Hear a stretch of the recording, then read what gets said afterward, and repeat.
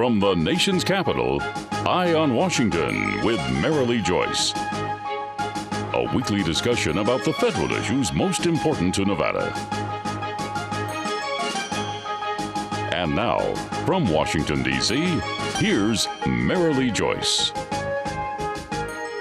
Good day to you. I'm Marilee Joyce. This is Eye on Washington, the only statewide Nevada news program produced in Washington, D.C. Every week, Eye on Washington takes you straight to Capitol Hill for a discussion with Nevada's delegation and other leaders about the federal matters that matter to you. Today's topic, getting Nevada's failing education system out of detention. We'll tell you what one Nevada leader says is needed to help your child get in school, stay in school, and ultimately get a good, well-paying job. And he is my guest today, of course, Nevada U.S. Senator John Ensign. Thanks for being here on an important topic for Nevada. Good to be with you, Marilee. Thank you. Mostly Fs. That is the assessment of the many areas that comprise Nevada's flunking school system in the recently released Nevada's Children's Report Card. And today on Eye on Washington, we'll tell you the bad news. We'll tell you the good my guest has worked on and will work on the federal level in the hopes of improving things. And we'll learn why STEM subjects need to be in every student's class schedule. The Nevada Children's Report Card, published by the Children's Advocacy Alliance 5 times in the past 10 years, really couldn't be much worse news for those concerned with the state's education system. Well, actually, it could. In high school violence, we did get a C-. Let's look very quickly at the dismal numbers. Student achievement gets a D-. That's based on composite SAT scores for consistency and state comparison. Money per pupil rates an F. Nevada's about 8,200 compared to 10,200 in the years studied. And here are the rest. Pupil to teacher ratio F. High school dropout rate F. High school violence C-. Dating violence D-. Fear of violence F. And stop me if you've heard this one, but guess where all this leads to? Worst graduation rate in the country. Nevada's 50th for high school dropout rate, and that dismal stat reflects students who are of high school age who are not attending school. And Senator, Nevada actually was 39th in graduation in 2003. Which is the last time the state didn't get a failing grade in what many say is the accumulation of all those other stats that I mentioned. It is. I mean, some of the stats are not that accurate in that if somebody leaves our state, right. It's not counted. And since we're such, especially these last couple of years, we're so transitory with our economy going down. So they're a little bit false, but the bottom line is our K through 12 system in Nevada and in the United States needs a lot of help. We are not competing well against the rest of the world, and Nevada is not competing not only against the rest of the world, we're not competing well against other states. You know, I want to look at what you're doing specifically. We're going to focus a lot next segment on those STEM subjects that you've been pushing so hard for students to get involved in. But, you know, some of these stats, and I did hear clearly what you said about they might be a little bit better than we're hearing, but some of them are not things we think about when you, that are very concerning. Fear of violence. If you're getting an F or a very low ranking in that, you're afraid to come to school. Obviously, that's going to lead to not getting your courses studied, your homework done, and you're going to maybe drop out. You know, I would encourage people to get this documentary. It's called Waiting for Superman. This documentary was really well done, made by progressives, made by liberals. Same people who made Al Gore's movie on global warming made this documentary, so it's not, you know, some right-wing perspective. It talks about the problems in our schools, but it also talks about the answers. And one of the things related to what you're talking about is it talked about, we used to think that neighborhoods ruin schools. We now know that schools ruin neighborhoods. So if you can improve the schools and the teaching and the learning that goes on in the schools, you'll actually improve the neighborhoods. You'll actually decrease violence. And I mean, it's been shown time after time after time. If the kids actually feel motivated to learn, there's just a lot more positive things that go on about the schools. The violence goes down, the gangs go down, because people, young people feel like there's a purpose for going to school. If they feel like they're just going there and the teachers don't care about them, the principals don't care about them, it leads to a lot of the other problems, including violence, including dropout rates. So we know what the answers are in education. Sure. We just have to have the political will to enact those answers. Tell us a little bit about the importance of money per pupil. Actually, you know what's funny about money per pupil, even though that it looks, bad, but some of the states that actually are the highest performing are actually very poor. Which brings us back to that movie. Yeah, it does. More money into a bad system is not the answer. Right. Money can help if the system is changed, and that's actually our governor is trying to change some of the system in the state of Nevada. He wants to eliminate teacher tenure, which is absolutely critical that we do that. If we have most of our teachers, the vast majority of our teachers are really good teachers. The problem is we have a small percentage at the bottom that are bad. Well, that small percentage at the bottom that are bad, that can't be fired, are dragging our whole school system down. And so, if somebody's a bad teacher, let them go do something else. But let's don't let them ruin our kids' education. Literally, if we replace those bottom 6% of teachers just with average performing teachers, the United States would go where we are right now, ranked very near the bottom in most categories. We would actually go back up to #1 in the world. Would tenured teachers who the 94% or what have you who are not in this bottom, would they have an argument that tenure is important to maintain their positions? Well, do we want to protect somebody's ability to have their job more than we want our kids to have a good education? That's really what it comes down to.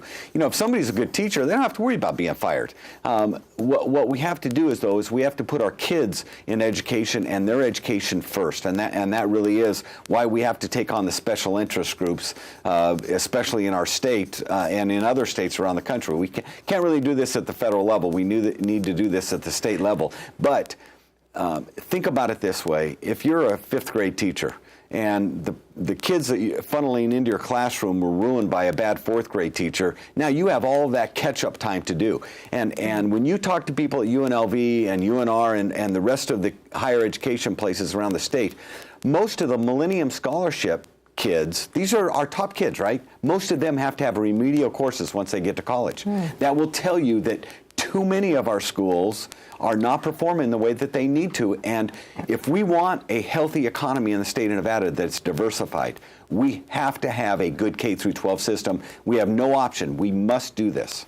And we're out of time in this segment. When we come back, after we talk a little about STEM, I will ask you what you believe is the federal role in states' education, and that's right after this. You're watching Eye on Washington with Marilee Joyce. Brought to you by the Southern Nevada Water Authority, the National Mining Association, the Frias Companies, Caesars Entertainment, NV Energy, the Las Vegas Convention and Visitors Authority, and Skyline Restaurant and Casino. Sunrise, the Mojave Desert. Just another day in Southern Nevada? Think again, pal. Millions of concerned citizens are throwing in to conserve water. Yes, from the welcoming hills of Boulder City to the friendly streets of Spring Valley, everyone's playing their part. Way to go, Joe. It's a desert out there. Be water smart. Go to snwa.com. Eye on Washington with Marilee Joyce, Nevada's only statewide program produced in Washington, D.C., is your weekly update on the top federal issues that are most important to Nevadans. But for even more news from Capitol Hill that affects you, your family, and your business, you need to read Nevada's Washington Watch, our online newsletter. In-depth reporting on federal efforts that impact you. Our exclusive Inside the Beltway column that puts a microscope on Nevada's congressional delegation. Guest editorials from industry and business leaders about what Nevada needs from the Hill. Nevada's Washington Watch, your watch on Washington. Subscribe today at nevadaswashingtonwatch.com. Heads we go, tails we stay. A coin flip. That's how it all began for what is now Nevada's largest transportation provider. Charlie Frias, with a can-do spirit and support of his loving wife Phyllis, bought ABC Union Cab in 1966. They then parlayed 5 cabs into a fleet of nearly 1,000. And today, Frias has over 2,000 employees and was recently voted Las Vegas's best company to work for.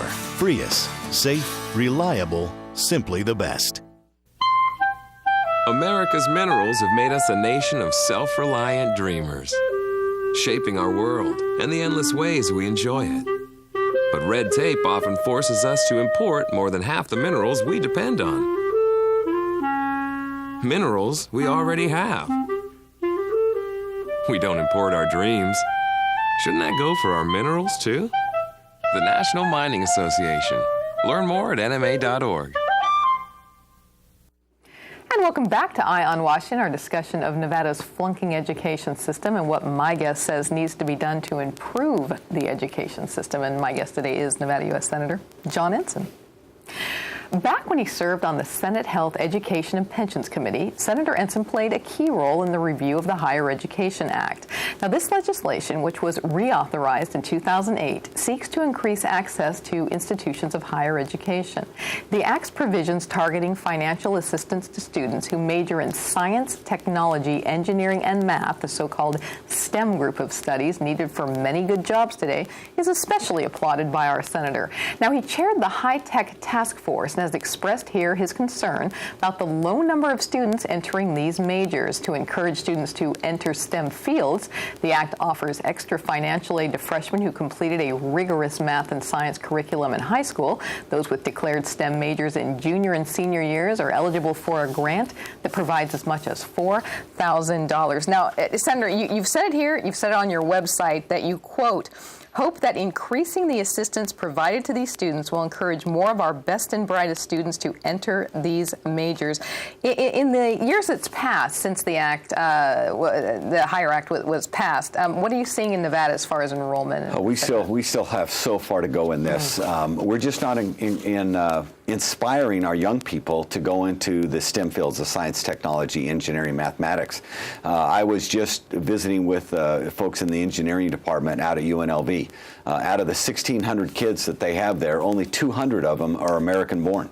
In other words, kids from all over the world understand that the future of the economy really is most of it is in the STEM fields. And China and India, between the two of them, are graduating about 500,000 engineers a year. The United States, homegrown, is graduating only 35,000. Okay, that is not the direction that we need to go for the future.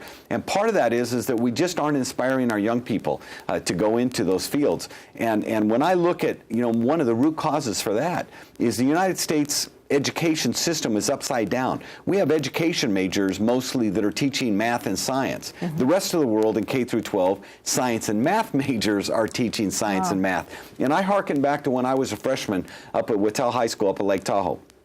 My high school biology teacher, Mr. Haas, was so inspirational to me that it really got me interested in the sciences. I eventually became a veterinarian. Most people are inspired by a teacher depending on the field they go into. So if we have people that are passionate about science and math, we'll get a lot more students going into science and math, and that's why we kind of have to reverse what's going on in our education system. So science and math majors are teaching science and math instead of just education majors. And of course, having the knowledge is the big thing, but as far as the best and highest paying jobs today, look how many are connected to, so many of them either demand or are enhanced by STEM subject. Isn't that correct? Well, there's no question. It is a statistical fact that 4% of the people will create the jobs for the other 96%. And most of those are kind of going to come from the STEM fields. It's the 21st century job market really is in technology, and our kids need to be, more and more of them need to be going into that.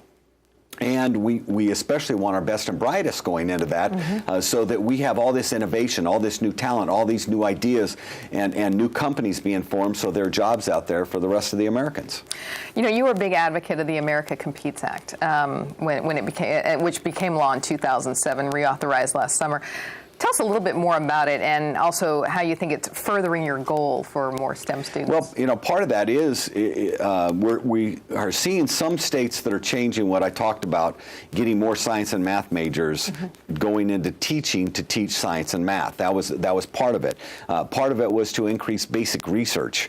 We had increased basic research in the health sciences, but not in what are called the physical sciences. That's the physical sciences that had really lagged behind behind. And basic research at the university level encourages more kids to get into research, but that's the kind of research that leads into incredible technology once that research, instead of being basic research, goes into applied research and becomes commercial products. And that was a big part of this. And we worked really hard in a bipartisan fashion. That bill was passed unanimously, and I was integral in bringing 4 different committees together to work on that bill, and we finally got it out in a bipartisan fashion, and it passed, and it's doing some good things out there.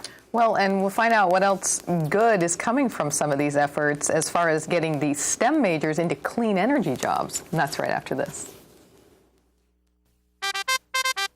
Sunrise, the Mojave Desert. Just another day in southern Nevada? Think again, pal. Millions of concerned citizens are throwing in to conserve water.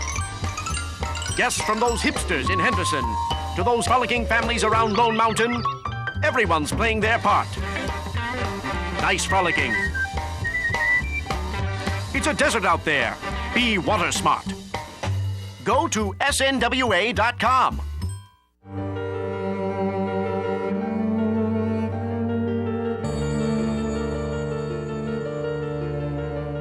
Every day, thousands of people in northern Nevada don't get enough to eat. 1 out of 5 children in northern Nevada go to bed hungry every night.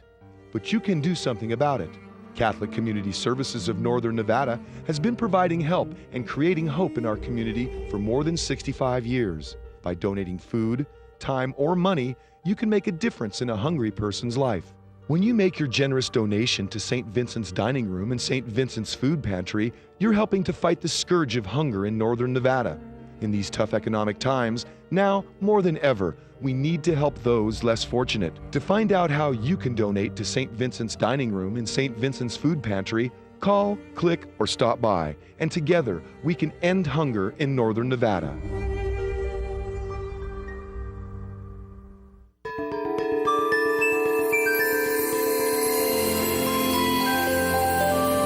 How will new energy technology make our lives better?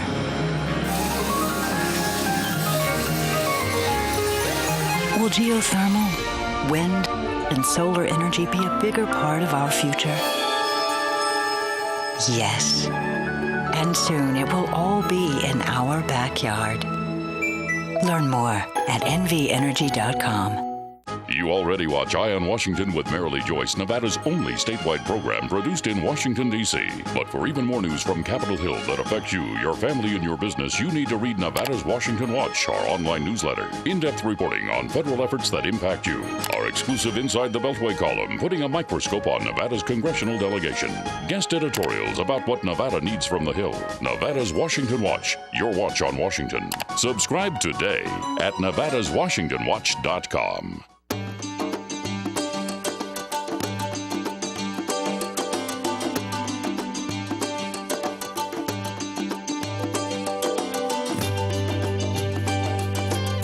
Thanks to an ongoing commitment by America's mining companies, more than 2 million acres already have been reclaimed.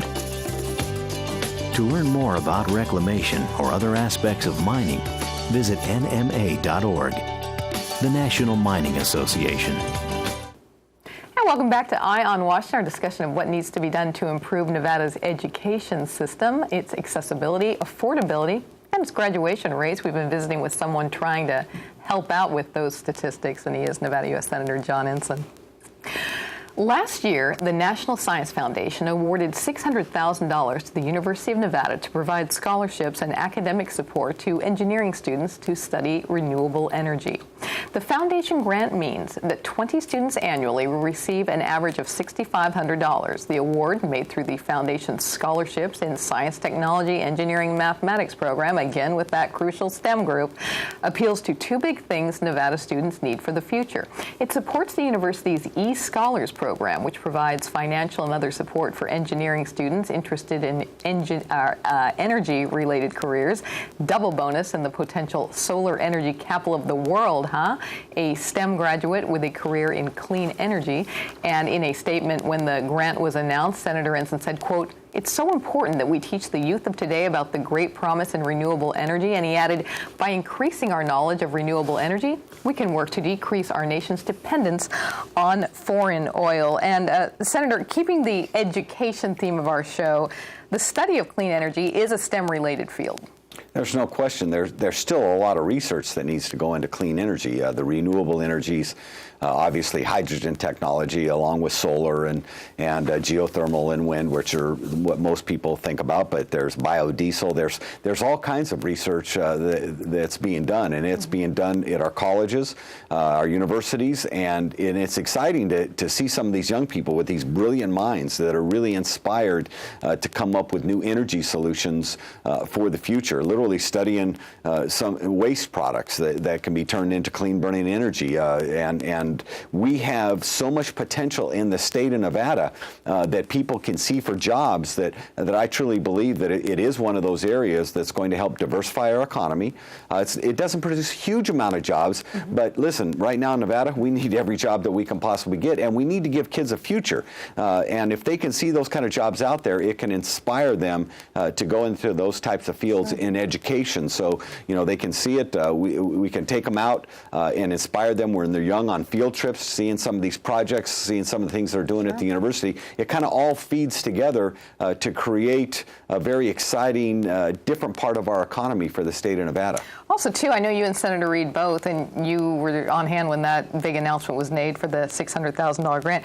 You both pushed hard for ways to improve Nevada's competitiveness. And it seems by focusing on science-related courses, and especially those that are going to lead to maybe a job in solar energy production or any related clean energy in Nevada, you're really furthering two goals of both of you. Yeah, I was the sponsor of the renewable energy tax credits in the U.S. Senate that we passed the last couple of years that really encouraged the energy renewable energies to get going. They need those. We've been subsidizing oil for years with our military, and this is a way to help get more of the renewable energy going in our state. I'm a very strong believer in that. I believe in all kinds of energy sources, but the clean energy is especially important, I think, for a state like Nevada that has more geothermal than any other state per capita. We have more sun. They call Florida the Sunshine State, but we really are the Sunshine State. And we have a couple places for wind and some other biodiesel and things like that, but we have a lot of potential out there, and we want to tap into that potential, continue to diversify our economy in that way.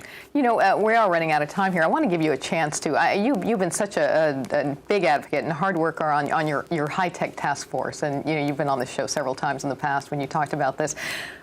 A little bit more on the technology end of that and how important you still think that is for our students today. Well, I actually talk to a lot of companies that are talking, the Silicon Valley type companies, the Oracles and the Microsofts and the Apples, and I always ask them, what would cause you to come to Nevada? What's keeping you from coming to Nevada if they already have an operation in a larger way? Sure. And it keeps coming back to education.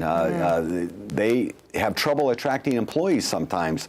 They can't find the kind of talent pool that they need because our K through 12 education is not as good as it needs to be. And that's one of the reasons this show is so important, is because we have to focus on education in the state of Nevada if we want that diversity of economy that we want. And we can't rely on the gaming industry and the hotel industry any longer. It's going to be an important part of the economy in the future, but if we really want that diversity, we have to focus on education. Well, we'll have to follow up with another show on it soon, I hope. And we're going to be right back with our mailbag segment on, guess what? The economy. It's right after this. Sunrise, the Mojave Desert. Just another day in southern Nevada? Think again, pal. Millions of concerned citizens are throwing in to conserve water. Yes, from the sunny folks at Sunrise Mountain to our pals out in Red Rock. Everyone's playing their part. Saving water is fun? I'll say, it's a desert out there. Be water smart. Go to snwa.com. All of us at Caesars Entertainment have something we want to say. Play responsibly. Play responsibly. We don't want you to gamble if you've had too much to drink. You shouldn't gamble if you're lonely or depressed. And if you're under 21, you're not allowed to play. No. No matter which of our casinos you come to, our message is always the same. Play responsibly. Play responsibly. Play responsibly. We know you're coming to our casinos to have a good time, and we always want you to leave feeling like you did. Built on a fleet of just 5 cabs bought in 1966 by founder Charlie Frias, Frias Transportation is now Nevada's largest transportation provider. Today, Frias has a fleet of nearly 1,000 vehicles and more than 2,000 employees. As an industry and community leader, Frias continues to create the future of transportation technology and management and actively supports the community, continuing the legacy of quality service in the Las Vegas Valley. Simply the best.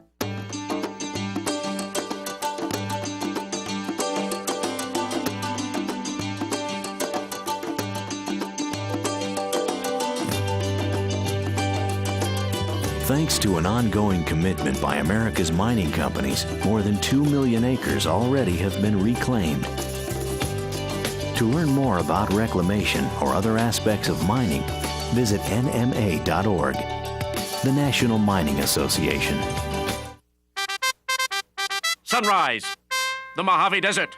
Just another day in southern Nevada? Think again, pal. Millions of concerned citizens are throwing in to conserve water. Guests from those hipsters in Henderson to those frolicking families around Lone Mountain, everyone's playing their part. Nice frolicking. It's a desert out there. Be water smart. Go to snwa.com. And we're back with our closing segment of Eye on Washington. It is our mailbag segment. In this segment, we tell you about an issue our guest is receiving a lot of correspondence about. We read one of your letters right here on the air. We invite our guests to respond to you. Senator, I know this is a shock, but I know you've been hearing a lot about, surprise, surprise, the economy. And here I have a letter from Devin of Reno. He writes, Dear Senator Ensign, there has been a lot of talk of restoring tourism to Nevada to help its economy recover with the rest of the country. But so far, efforts don't seem to be resulting in much of a recovery. What are you currently working on that might help our state return to its former economic status? What do you say to Devin? Well, we talked about diversifying our economy and how important that's going to be, but that's going to take quite some time. And so we're still really dependent on tourism. I've talked about this a lot, and that is the number one thing that I can do to help Nevada's tourism economy is to help the nation's economy, because the more money people have in their pockets, more discretionary income they have, the more willing they're going to be to take vacations. The more businesses and more profitability businesses have, the more they can go to conventions and send their people to conventions, which obviously we're such a huge convention state, that helps our economy. So overall economy is the most important thing to getting Nevada's economy going, and that's why we at the federal level should be looking at ways to decrease regulation, ways to simplify our tax code, second highest corporate tax rate in the world. We need to lower our corporate tax rate. We need to get the deficit under control, because government borrowing is crowding out private sector borrowing and access to capital. A lot of small businesses don't have access to capital right now to be able to borrow, to be able to start businesses. And if we want to get jobs going, you have to create businesses to get jobs going, and that's what we really need in the state. Sounds like we need to have you back on small business, jobs, and a whole lot of other we stuff. We can do about 4 shows on the economy. There's so much to do on it. Absolutely. Thanks for being here today. Good to be with you. And that does wrap up this week's Eye on Washington. Be sure to join us next time as we discuss more important federal matters and their impact on you in Nevada. And for more federal news that impacts you, visit us anytime at joycecommunications.com. I'm Marilee, Joyce in Washington. Good day.